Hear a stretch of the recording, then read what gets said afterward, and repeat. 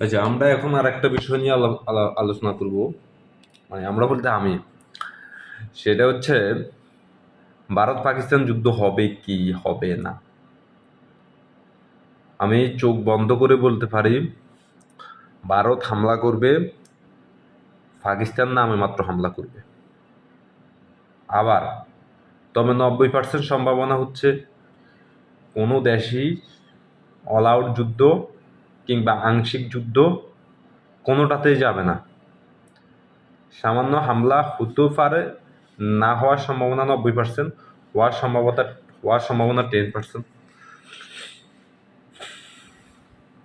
যদিও হয়, ইন্ডিয়া আগে আক্রমণ করবে এবং পাকিস্তানি কিছু মানুষ মারা যাবে।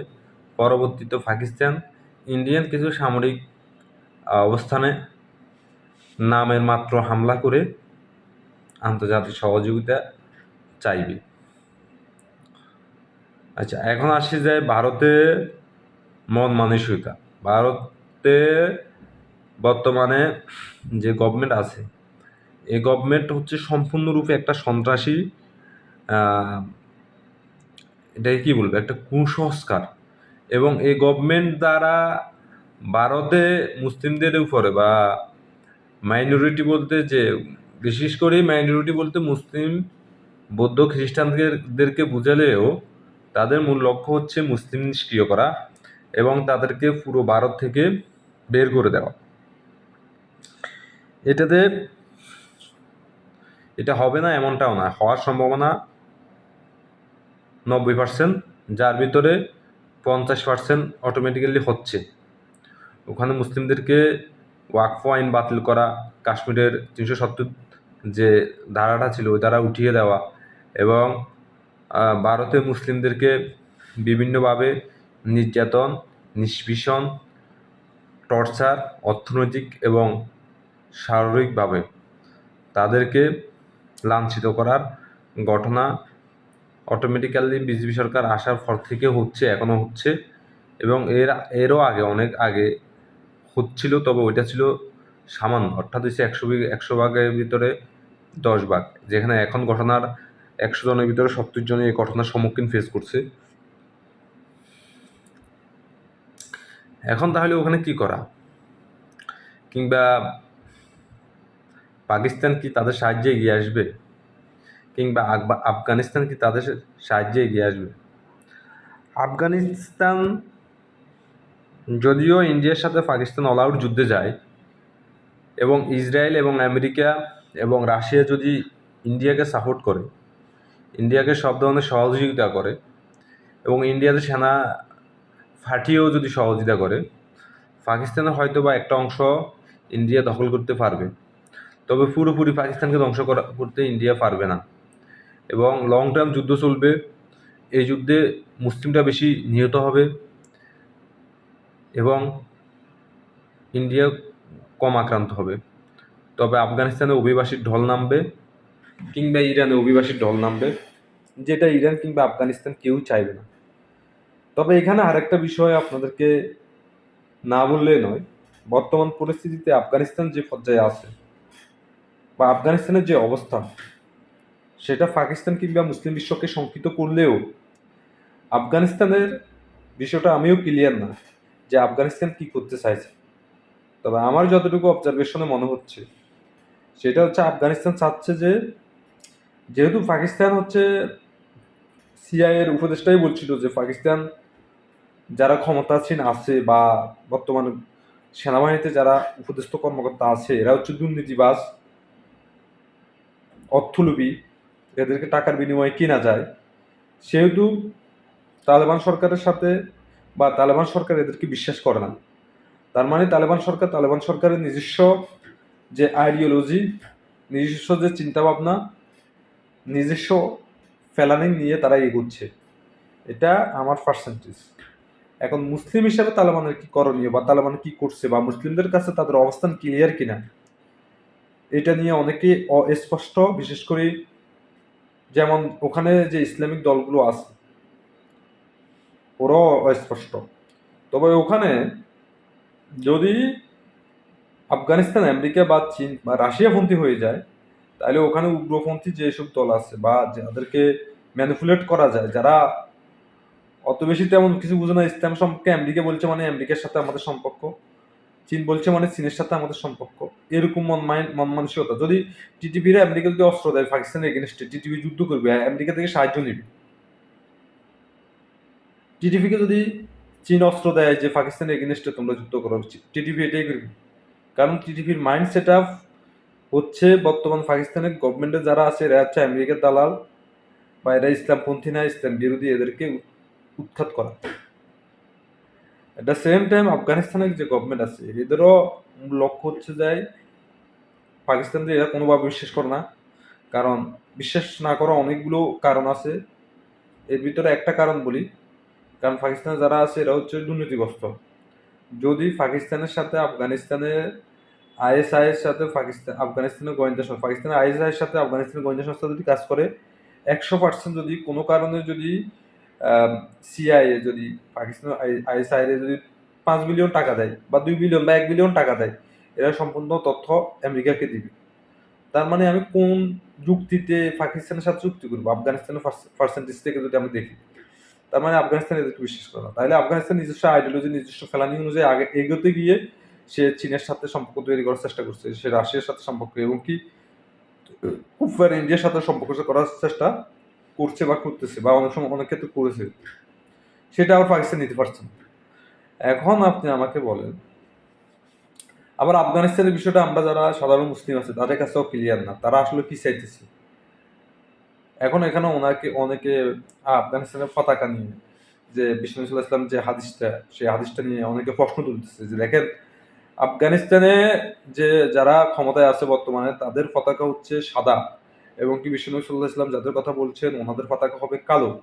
তাহলে এখানে তাদের সাথে ডিফারেন্স আছে। কিন্তু আমি এটা মনে করি না যে আফগানিস্তান ইসলামের জন্য কিছু করবে না, এটা আমি যেমন মনে করি না। অ্যাট দ্য সেম টাইম আবার আফগানিস্তান আহামরি করবে এটাও আমি মনে করি না।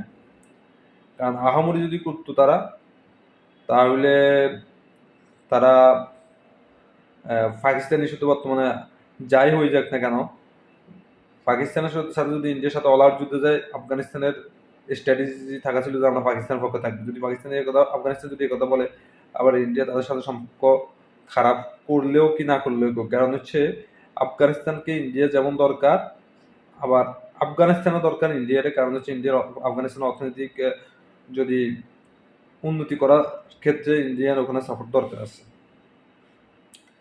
তো আমি যেটা বলতে চাই সেটা হচ্ছে বর্তমান টিটিপি যারা আছে, যাদেরকে ম্যানিপুলেটেড করা যায়, যাদেরকে তৃতীয় পক্ষের মাধ্যমে অস্ত্র দিয়ে পাকিস্তান বা আফগানিস্তান অস্থিতিশীলতা তৈরি করা যায়, তো সে পক্ষটা হচ্ছে টিটিপি বা বেলুচিস্তানে যারা আছে এরা এরা মাথা মোটা, এরা তেমন একটা বিষয় সম্পর্কে জানে না।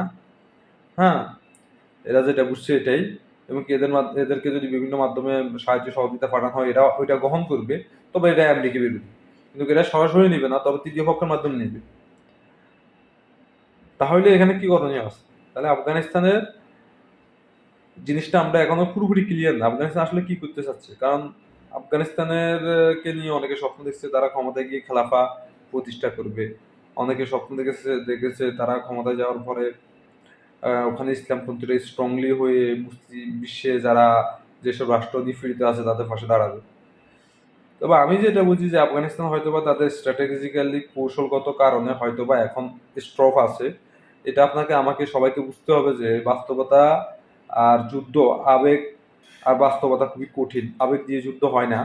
যুদ্ধ আপনাকে বিজয় লাভ করার ক্ষেত্রে অবশ্যই ফ্রন্ট লাইন আপনার কাছে কি আছে ওই জিনিসটা আপনাকে বিবেচনা করে, আপনার শত্রুর কাছে কি আছে, আপনার শত্রু কি ধরনের অস্ত্র টেক ওভার করে, বা কি ধরনের জিনিসগুলো তারা আপনার এগেনস্টে প্রয়োগ করতে পারে, সেই সঠিক জ্ঞান আপনাকে অবশ্যই রাখতে হবে। তার পাশাপাশি আপনার সাধারণ জনগণ, আপনার